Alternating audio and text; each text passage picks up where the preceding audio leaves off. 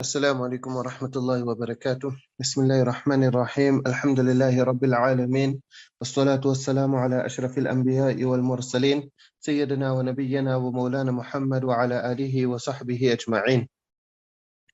لما ابن حجر رحمه الله says: فإن خفي المعنى بأن كان اللفظ مستعملا بقلة احتاج إلى الكتب المصنفة في شرح الغريب ككتاب أبي عبيد القاسم بن سلام وهو غير مرتب، وقد رتبه الشيخ موفق الدين ابن قدامة على الحروف، وأجمع منه كتاب أبي عبيد الهروي، وقد اعتنى به الحافظ أبو موسى المديني فنقب عليه واستدرك. وللزمخشري كتاب اسمه الفائق حسن الترتيب، ثم جمع الجميع ابن الأثير في النهاية، وكتابه أسهل الكتب تناولا مع إعواز قليل فيه، وإن كان اللفظ مستعملا بكثرة لكن في مدلوله دقة احتاج إلى الكتب المصنفة في شرح معاني الأخبار وبيان المشكل منها. After explaining the ruling of summarizing a narration and narrating just the meaning of a tradition, Ibn Hajar rahmallah now continues by discussing rare and obscure and difficult words which are found in the original text of the hadith. So he first speaks about obscurity in individual words, and thereafter he follows that with a discussion on obscurity throughout the sentence, vague sentences. Ibn al-Hanbali rahmallah explained this. He said: احتاج في معرفة المعاني الأفرادية إلى الكتب المصنفة في شرح الغريب، ونعني به مفردا يكون استعماله بقلة في زماننا. So that is just individual words, and then you get when the whole sentence is difficult to understand. ومعرفة المعاني التركيبية. So no doubt this here blends in well with the previous discussion. لما ذكر جواز تغيير المتن بالمرادف أرشد إلى بيان ما يكشف ذلك منه وهو شرح الغريب. That after explaining substituting the words of the original text, now he brings it to he brings the discussion that if you can't change the words, if you're saying that it's better you don't change the words, then which books could you refer to understand the words? So this might be directly linked to the immediate discussion of اختصار الحديث and رواية بالمعنى, but in the much broader discussion of طعن الراوي, it is a further digression, and it is also not linked at all with مخالفة. So here this chapter of Gharīb al-Ḥadīth, in lesson 23, we discussed the difference between Al-Ḥadīth al-Gharīb and Gharīb al-Ḥadīth. The first pertains to a narration which has a singular narrator at any point, at any link in the chain. That's called Al-Ḥadīth al-Gharīb. That there can be many narrators at other links, but in this one particular link, if there is only one person, then it will be considered as Al-Ḥadīth al-Gharīb. The second, Gharīb al-Ḥadīth, this here is regarding difficult words which comes in the text, words the meanings of which is not clear.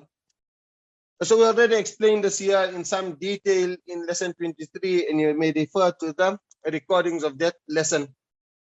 Here Ibn Hajar rahmallah explained, he said, فَإِنْ خَفِيَ الْمَعْنَى, if the meaning is hidden, so the meaning of a word is not very clear. Now, how do you know, how can the meaning of the word not be clear, especially since the Arabs excelled in their linguistic skills? So Ibn Hajar rahmallah explains, بأن كان اللفظ مستعملا بقلة, that the word is very seldomly used. It is very rare. It is not used very often. Commenting on this, Al-Malaqani rahmallah says, حاصل كلامه. So basically what Ibn Hajar is saying, أن الغريب هو اللفظ القليل الاستعمال. The crux of what Ibn Hajar rahmallah is saying, that the gharib refers to those words which are not used very frequently.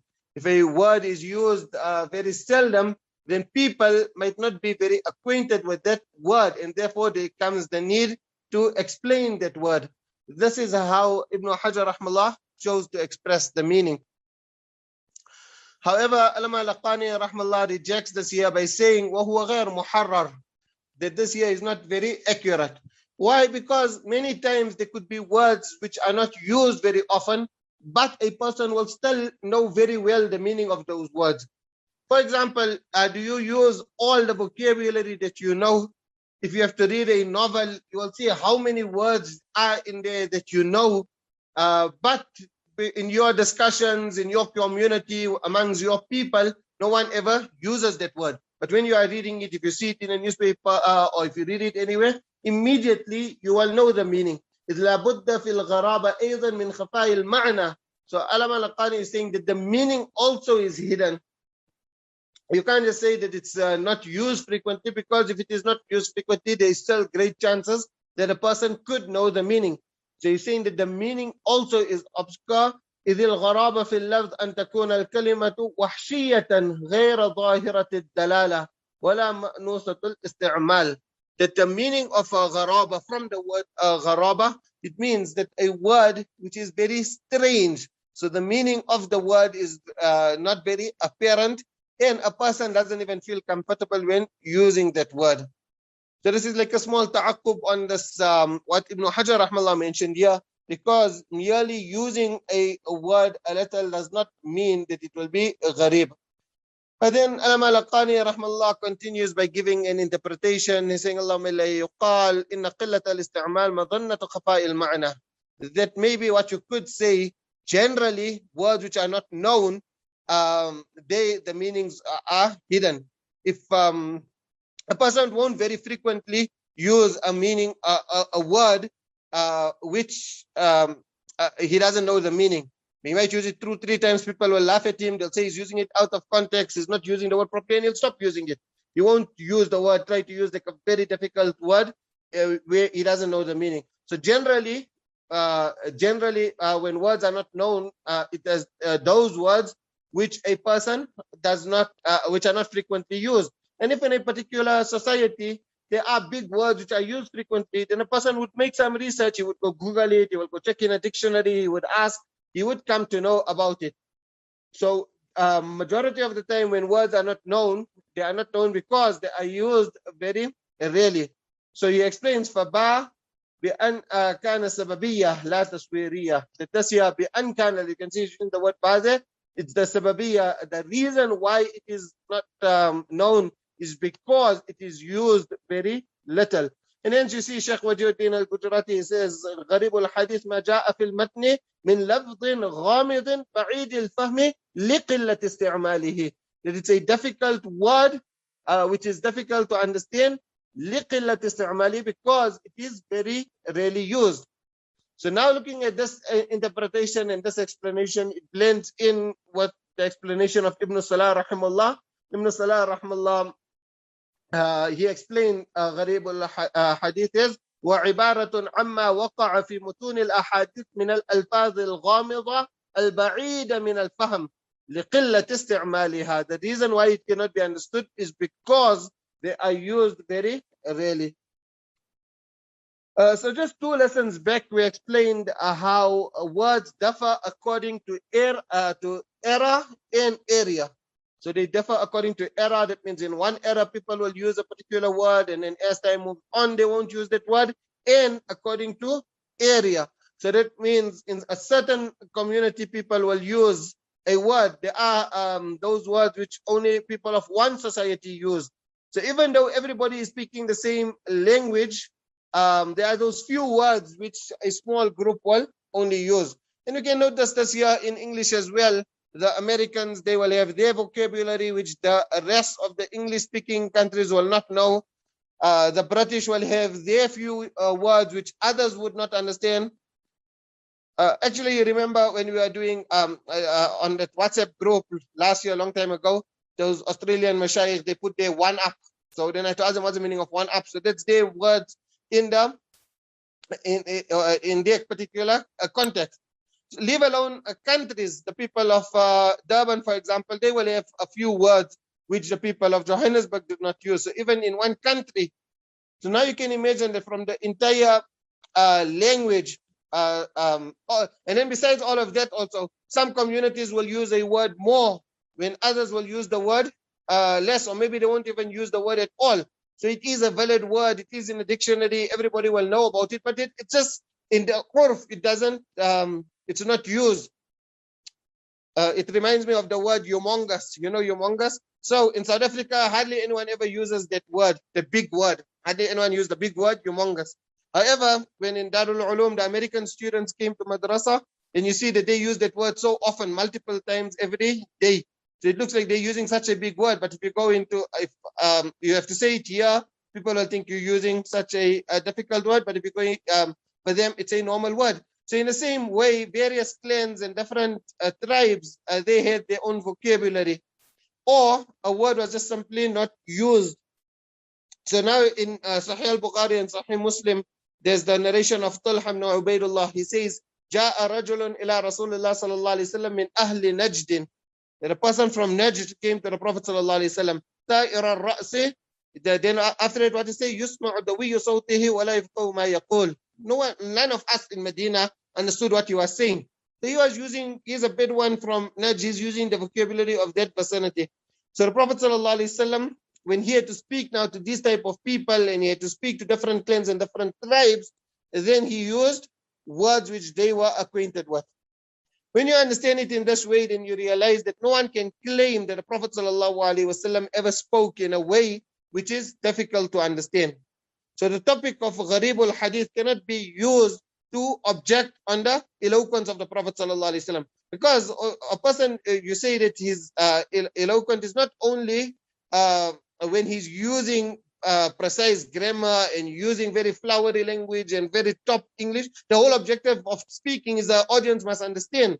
So it's also necessary that he speaks on the level of the understanding of the person. So Nabi Sallallahu Alaihi Wasallam definitely did speak on the level of understanding of people, and that's the whole reason why Gharīb al-Ḥadīth came about. Because when he spoke according to the level of understanding, then others could not understand. So I will explain just now about an-Naḍar ibn Shumayl, that probably he was the first to write in this field, and he passed away only in the year 209 Hijri.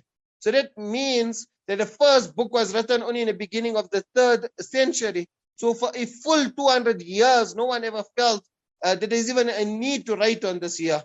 And that then could also indicate that with the passing of time and the expansion of Islam, that is actually the main reason why the need arose. So in short, the immediate audience of the Prophet ﷺ and the listeners who were there, they easily understood what the Prophet ﷺ was saying. It is only those who came thereafter, they had the difficulty in comprehending the meaning of those few words. In the beginning, it used to just be that 1-2 words, like in the 3rd hadith of Sahih al-Bukhari, فَيَتَحَنَّثُ فِيهِ وَهُوَ التَّعَبُّدُ. So like that, those 1-2 words here and there. So now if you get a word like this here, which is difficult to understand, now in our times, there's entire books which are written, so therefore Ibn Hajar says, إِلَى الْكُتُبِ الْمُصَنَّفَ فِي شَرْحِ الْغَرِيب. We should revert back to books, dedicated books which are written on this topic. So we will go to books on Gharīb al-Ḥadīth. He's not saying that we should refer to books on Lugha or just go to a dictionary. That will not suffice.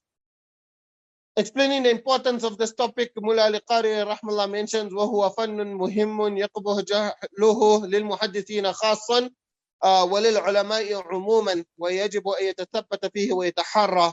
He's saying that it's an extremely important and crucial science. It's muhaddithun themselves should know the different meanings of words, but also all the other ulama should know the meanings of the words, and it's necessary that the person takes caution. Alama Qurani rahmallah, he says and explains why it is so important. He says, إِذْ لَوْ لَمْ يُفَسَّرْ لَتَعَطَّلَ كَثِيرٌ مِنَ الْأَحْكَامِ الشَّرْعِيَّةِ. Because if these words are not explained, then many laws of Sharia will not be understood, and therefore they will not be practiced upon.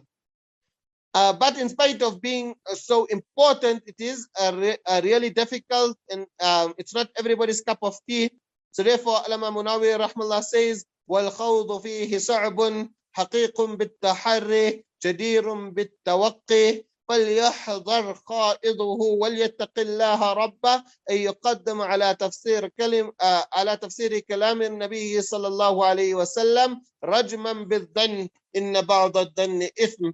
He's saying that no one should just no one should come and just mention their own things and their own interpretation and explanations. The person should take caution and should understand from the words of the Prophet sallallahu alaihi wasallam to explain how the pious predecessors would take so much care and to understand these words. وَكَانَ السَّلَفُ يَتَثَبَّتُونَ فِيهِ أَشَدَّ التَّثَبُّتِ وَيَتَحَرَّوْنَ فِيهِ أَعْظَمَ التَّحَرِّي وَلِهَذَا لَمَّا سُئِلَ أحمد رضي الله عنه عن حرف منه قال سلوا أهل الغريب. Imam Ahmad, he didn't act like he knows all the meaning of the ahadith. When he didn't understand, he said, go and ask those who have specialized in this field. فَإِنِّي أَكْرَهُ أَنْ أَتَكَلَّمَ فِي الْحَدِيثِ بِالظَّنِّ. Likewise, Ismail rahmallah, he was asked that the hadith, al-jaru أَحَقُّ بِسَقَبِهِ. So now what's the meaning of بِسَقَبِهِ? So first he said, أَنَا لَا أُفَسِّرُ حَدِيثَ رَسُولِ اللَّهِ صَلَى اللَّهُ عَلَيْهِ وسلم. So I'm not mentioning it from my side, but what I think, لكن العرب تزعم أن السقب اللزق. So you can see this is the caution which they would take.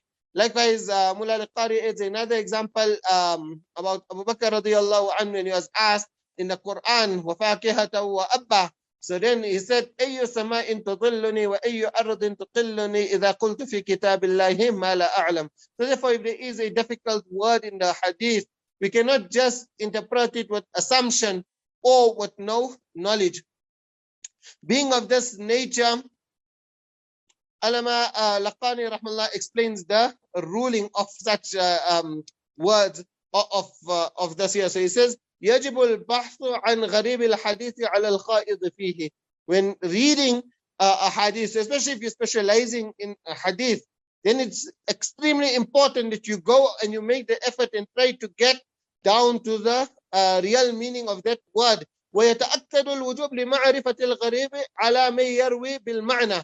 Especially if a person is making riwayah bil-ma'na. So now he might think that this here is a synonym for that word. This word could be replaced by that word. But meantime, it has two totally different connotations. So it's very essential for such a person to go and check and make sure that the meaning, that he understands properly the meaning of that Gharīb narration. And look what he says, وَيَحْرُمُ الْخَوْضُ فِي غَرِيبِ الْحَدِيثِ بِالظَّنِّ. You can't just assume that the meaning might be this here. He's saying it's haram to do that. Likewise, Ibn Hajar is saying that we should go back to books which are written. Alama al-Qani is saying, كَمَا يَحْرُمُ تَقْلِيدُ غَيْرِ أَهْلِ الْفَنِّ الَّذِينَ تَصَدَّوْا لِبَيَانِهِ لأنهم أدرى به وأقعد لمعرفته من غيرهم. If there's anyone who are not muhaddithun, so they were just masters in Arabic, maybe they wrote a dictionary. To understand Gharīb al-Hadith, you can't take their words. You have to go back to those who are masters and experts in the field of hadith as well. ولا ينبغي يقلد من الكتب المصنفة في الغريب إلا ما كان مصنفوها أئمة جلة في هذه الشأن.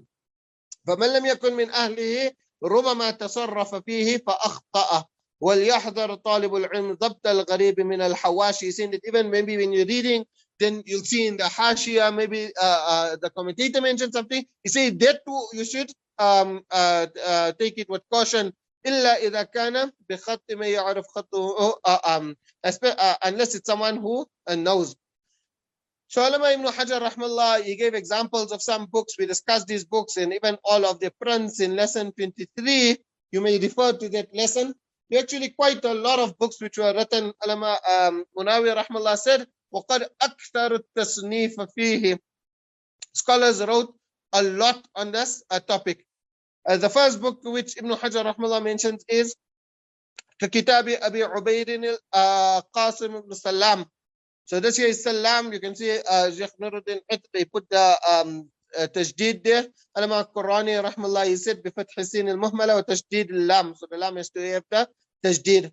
So he is Qasim ibn Salam al-Baghdadi. He was born in the year 157. That already shows you which era he was. He lived and he passed away in the year 224 in Mecca. So he was regarded as an imam in so many different sciences. Ulama al-Qani is saying that you should look at someone who's a master. So whether it was in qira'ah or in hadith or even in fiqh, he excelled in all of those. And then obviously he was also a master in Arabic. Although Ibn Hajar rahmallah starts with his name, there were others before Abu Ubayd rahmallah who also wrote. For example, Imam Hakim rahmallah, he mentions that the first to write was Nadhar ibn Shumail. So Nadhar ibn Shumail, he was born in the year 110 and he passed away in the year 203 Hijri. Imam Hakim rahmallah in his Ma'rifah Ulum al-Hadith, he says, فَأَوَّلُ مَنْ صَنَّفَ الْغَرِيبَ فِي الْإِسْلَامِ an-Naḍar ibn Shumayl له فيه كتاب هو عندنا بلا سماع. They say we have a copy of it, but we didn't hear it through Ijāzah. It means we just got a copy like that there. So his book was titled Gharīb al-Ḥadīth. Al-Imam Munawiyah rahmallah then also adds on other names. He says that Waqila Abu Ubaida Ma'mar ibn al-Musanna. So that's like how this here is Abu Ubaid. And if you look at the second name there, it's also Abu Ubaid. So yeah, there's another person whose name was also Abu Ubaidah Ma'mar ibn al-Musanna. He lived between 132 to 209 Hijri. So some say that he was the first. Then there was Abdul Malik ibn Gharīb al-Isma'i. So some say that he was the first. He wrote a brilliant book. Another scholar who also probably came before Abu Ubaid al-Qasim ibn Salam was Muhammad ibn al-Mustanir. So he was known as Qutrub. He passed away in the year 209. So he also wrote. But in short, what you can see here is that now there was a sudden rise in the need for all this kind of literature. Obviously, people are going to write. You're going to get a lot of books according to the need. When scholars are seeing that there is a need in this field, then they're going to write. So you can see in the beginning of the 3rd century, at the end of the 2nd century, how this sudden need arose. That now so many scholars are writing. So Ibn Hajar rahmallah preferred to mention Abu Ubaid either because his book surpassed all the others, or because in our times now most of those other books are mafqud. So maybe probably it was also mafqud in his time. Abu Ubaid rahmallah, he passed away there, like we say, 224 Hijri. This obviously you have to keep it in mind. He spent 40 years in traveling and going around and asking ulama all the difficult words of the hadith. فإنه أقام فيه 40 سنة بحيث استقصى وأجاد بالنسبة لمن قبله. So basically you can say that he dedicated his whole life to this project. فنا فيه عمره. So the name of his book is Gharīb al-Ḥadīth wal-Athar, and it's printed. There's different prints. You get we discussed all the prints, the Dar al-Kutub al-Ilmiya and Amiriya print, etc. Ibn Hajar comments on his kitab and he says, وَهُوَ غَيْرُ مُرَتَّبٍ. Now, obviously, being the first kitab, it is understandable that it's not going to be in the best of sequence or in the most user-friendly order. But it actually makes this book here now super difficult to use. Like Ibn Athir rahmallah, he mentioned with regards to this book, he's saying that you just want to find one word, you literally have to read the entire book, because there's no sequence at all. A word with an alif can come like so many hundreds of pages later, whereas a word with a sheen can come right in the beginning. No sequence at all. The only order that there is in the book is when explaining the difficult words. After explaining the difficult words of the Prophet ﷺ, he then explains the difficult words which Sahaba radiallahu anhum and Tabi'een and even some of the earlier Arabs, the difficult words which they used. So the names of those who uttered those words or mentioned those words, their names are in order. So like for example, first Abu Bakr radiallahu anhu, then Umar radiallahu anhu. So like that's in order. But besides that, there is no order at all. So I don't know if this book, maybe if it's on online search engines. If it is, then obviously if you're using all these online search engines, then it will make it easier to use, because when using the actual print, it's so difficult. But fortunately, there are those who made a faharis of it, and there's also those who tried and attempted to put it in a tartib, like what Ibn Hajar rahmallah mentions here, that وَقَدْ رَتَّبَهُ Shaykh Muwaffaq ad-Din ibn Qadama ala al-huruf, that he put it in tartib. But now this so Alama Maqdisi Abdullah ibn Ahmad, he was passed away in the year 541.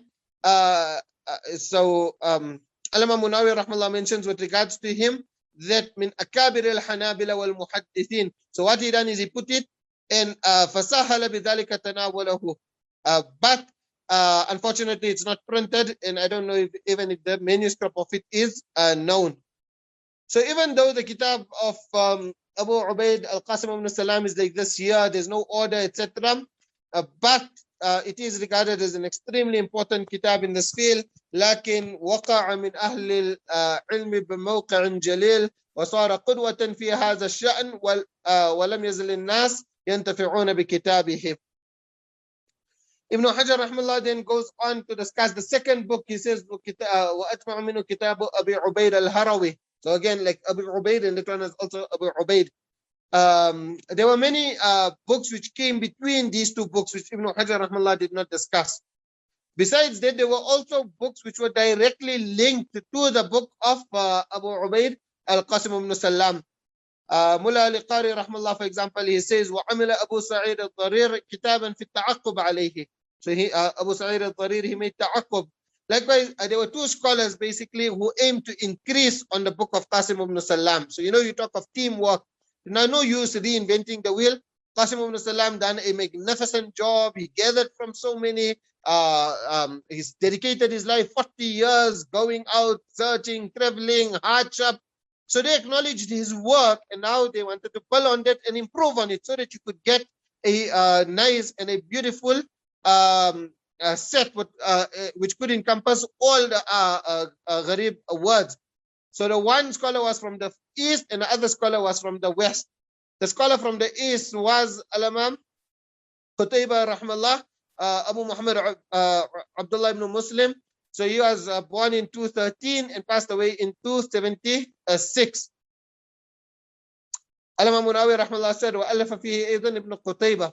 Ibn Qutayba rahmallah actually he wrote two books. So the first is Gharīb al-Ḥadīth.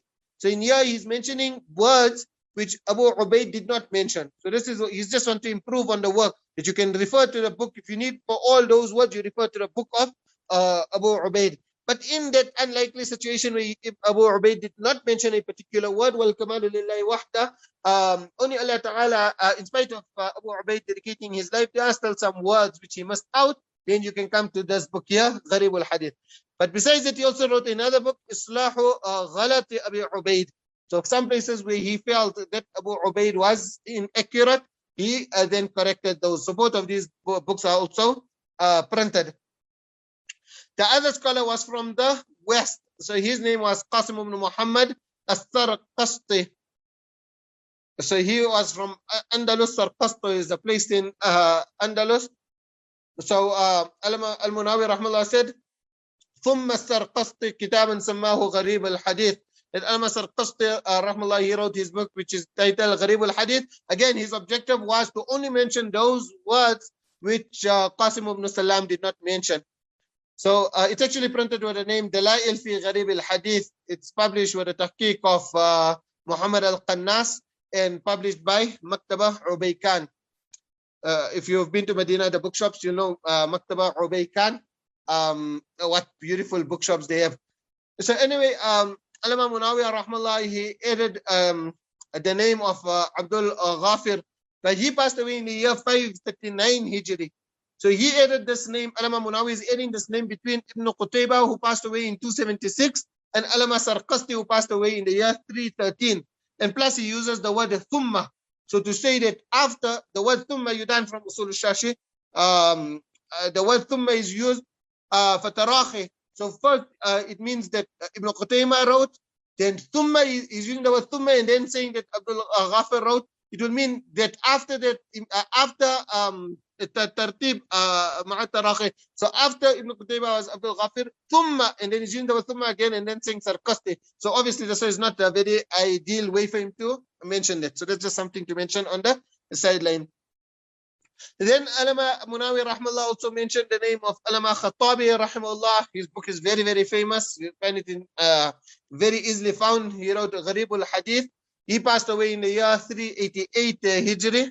And it's also different prints of it is printed by Jami'a al-Qura in Makkah.